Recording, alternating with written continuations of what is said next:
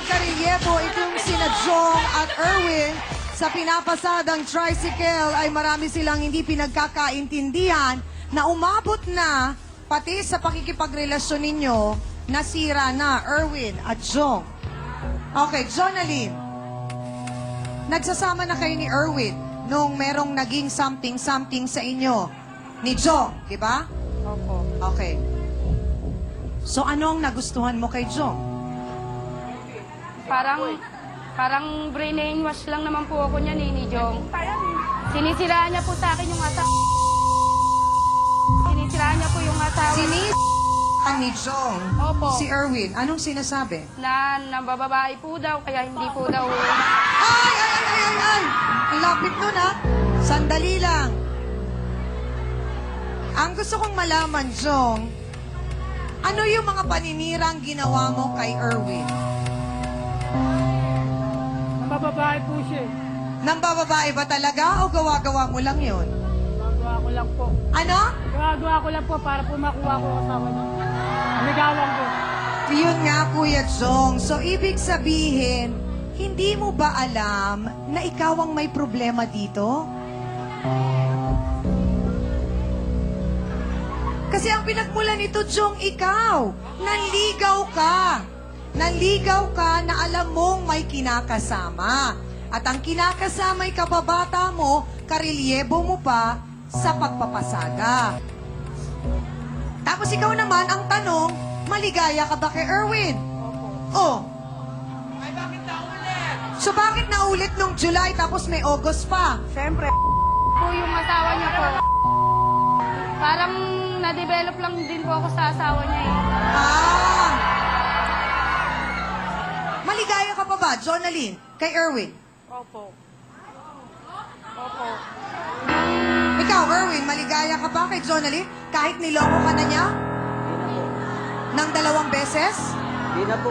Hindi na. Kasi alam ko po, isang beses lang eh.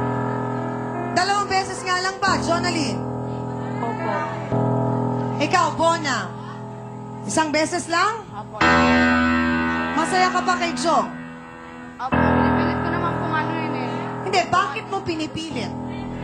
Pinipilit ko kung buhay yung relasyon namin. Kahit aminado po ang ating mga bisita, naging magulo ang kwento ng kanilang buhay pag-ibig, ang nakakatuwa naman pong malaman ay kahit paano gusto pa rin ni Kuya Jong, ni Ate Bona, ganon din si Ate Jonalyn na ayusin ang kani-kanilang mga relasyon sa kani-kanilang mga partner. Pero si Kuya Erwin, parang hindi na daw niya kaya at sumuko na. Sa pagkakataon pong ito, kailangan nila ang ating pong trio tagapayo nang sa ganun po sila ay maliwanagan at matulungan pa rin po natin sila na kahit paano po ay magbago ang kanilang desisyon. Kung namin yun na nagkasala kayo para matandang nagpatawad. Dapat nga po magagawa Ang pag-amin ko ay kasama na doon ang pagsisisi, kasama na rin doon ang pagbabago na hindi lang mauulit yun.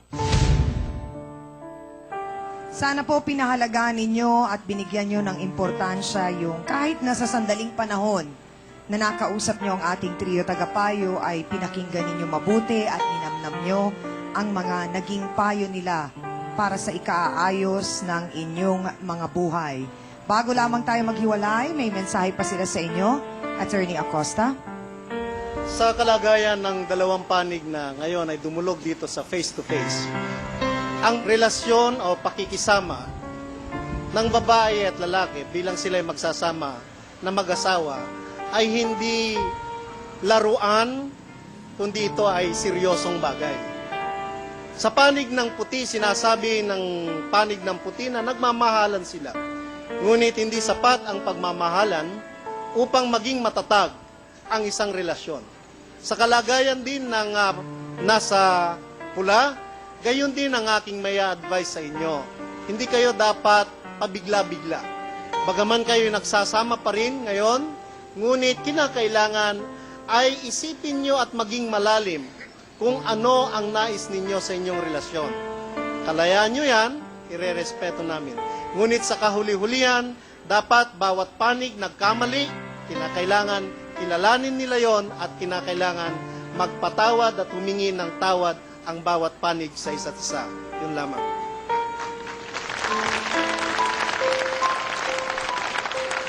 Ang isang tao po ay tinatawag nating rational being. Ibig sabihin, may kakayahan po tayo na mag-isip ng tama at alam po natin ang mali. Ngayon, sa pagdating po sa relasyon, unang-una po nating isipin, alam niyo po ba kung ano ang pagmamahal? Alam niyo po ba kung bakit kayo nagmamahal? Dahil ang dapat nating isipin ay meron ka bang tiwala dito sa taong ito? May respeto ka pa dito? At alam mo ba na siya na ba yung taong makakasama mo habang buhay?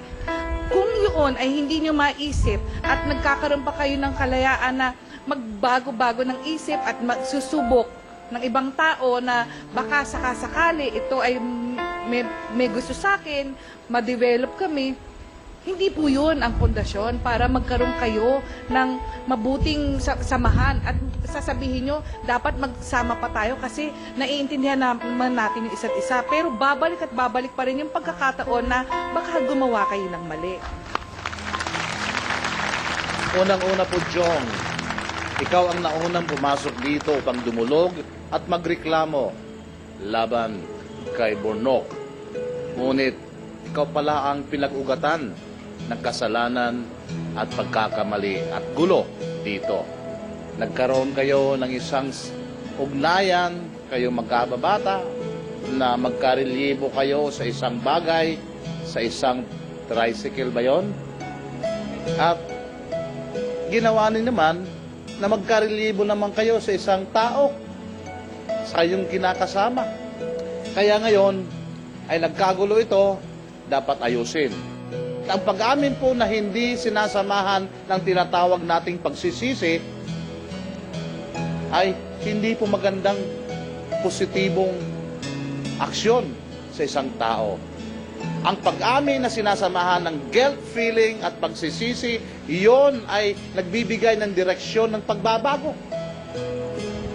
At ang pagpapatawad na panglabas lamang ay hindi po magandang isang pangitain sa buhay ng tao. Ngunit ang pagpapatawad na binubura ang lahat ng galit at sama ng loob, iyon ang magandang direksyon sa buhay Kristiyano. Salamat po. Marami pong salamat sa ating pong mahal na trio tagapayo. Sa ating mga bisita ngayong araw na ito, meron akong iiwang mga katanungan para sa inyo. Una, Jong, ano ba ang gusto mo sa buhay? Habang kayo ay hindi pa kasal ni Bona, sa palagay mo ba, kaya mo pang ayusin ang relasyon ninyo ni Bona? Opo. Kaya po. Habang buhay, magsasama po kami. Bakit hindi mo kaya tanungin si Bona kung gusto pa niya?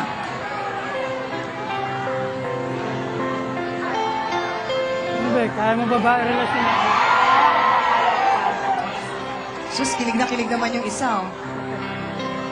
Wala ka bang man lang ipapangako? Buwan o langit? Wala ba? Pangako ko sa'yo, di naman bababae. Sus! Suserang frog! Bakit di ka makatingin?